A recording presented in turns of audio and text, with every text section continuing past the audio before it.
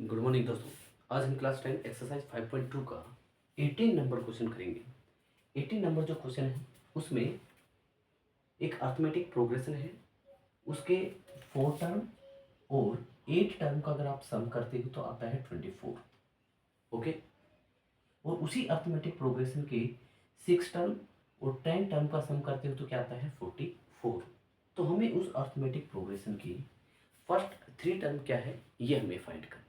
Okay, चलिए दोस्तों, अब हम क्वेश्चन को सोल्व करते हैं। जो हमसे क्वेश्चन में दे रखा है उसी को बेस मानते हुए हम उसको आगे बढ़ाएंगे। ठीक है, चलिए T4 प्लस T8 ये किसके इक्वल है 24 के।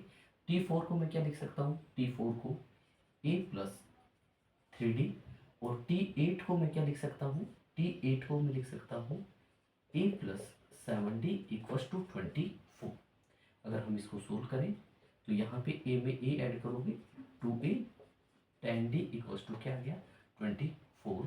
यहाँ से अगर मैं a की वैल्यू देखो 2 कॉमन लेता हूँ तो a plus 5d equals to 24। 2 से 24 12 टाइम कैंसिल हो गया। तो मेरे पास अगर देखा जाए तो फर्स्ट जो इक्वेशन निकल के आ रही है वो कितनी आ रही है। ठीक है, अब ध्यान दो, अब मैं सेकंड इक्वेशन पे चलता हूँ। सेकंड जो दे रखा है वो T6 और T10 जो टर्म है उसका सम दे रखा है 44। तो T6 को मैं क्या लिख सकता हूँ, T6 प्लस में T10 दे रखा है 44।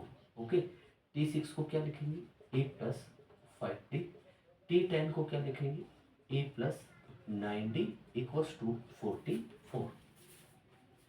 दोनों को ऐड करेंगे, a को a में ऐड करते हैं तो क्या आता है 2a प्लस में 40d इक्वल्स टू 44। a को 2 कॉमन लेंगे, a plus 7d equals to 44। एक 2 से देखो ये 22 टाइम कैंसिल हो जाएगा तो a प्लस 7d जो आ गया हमारे पास 22 आ गया। ये मेरे पास सेकंड इक्वेशन बन चुकी है। ओके, अब हमारे पास पेयर ऑफ लीनियर इक्वेशन बन चुकी है। अब हमें क्या करना है, दोनों इक्वेशन को सोल्व करना है और ए और डी की वैल्यू निकालनी है। चलिए, मैं यहाँ पे सबसे पहले इक्वेशन सेकंड में से सब्सट्रैक्ट कर रहा हूँ equation first. Okay, left side में से लेफ्ट सब्सट्रैक्ट करेंगे, लेफ्ट में से लेफ्ट सब्सट्रैक्ट करेंगे एंड राइट में से राइट को सब्सट्रैक्ट करेंगे। ओके, यहाँ ध्यान दें a plus 7d minus a minus 5d equals to 10। a से a कैंसिल हो गया, 7d में से 5d सब्सट्रैक्ट करोगे तो हमारे पास 2d आएगा। क्या आएगा 2d आएगा। ठीक है, और d की वैल्यू क्या देंगे मेरे पास 2d इक्वल्स टू 10। तो d क्या आ गया मेरे पास 5 आ गया। तो यहाँ से अगर देखा जाए तो d जो है वो मेरे पास क्या आया है 5।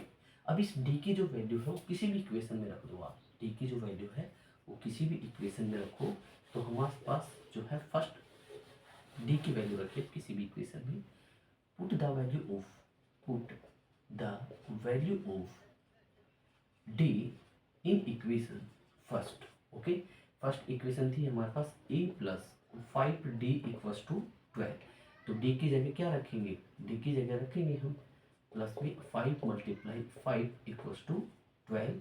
तो a क्या आ गया हमारे पास 12 माइनस 25, a क्या आ गया मेरे पास माइनस 30।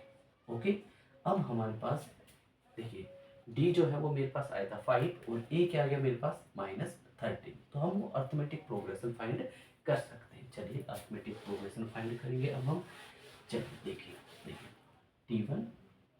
T1 किसके इक्वल होता है, फर्स्ट टर्म होती है तो वो कितने हैं मेरे पास माइनस 30। T2 का मतलब होता है a प्लस डी मतलब माइनस 13 में प्लस का क्या ऐड करेंगे 5। तो ये क्या आ गई 7।